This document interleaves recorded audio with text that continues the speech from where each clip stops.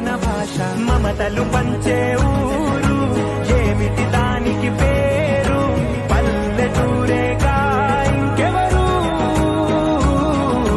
ప్రేమలు పుట్టిన ఊరు అనురాగానికి పేరు కాదనే వారే లేరెవరు పలకరింపే పులకరింపై పిలుపునిస్తే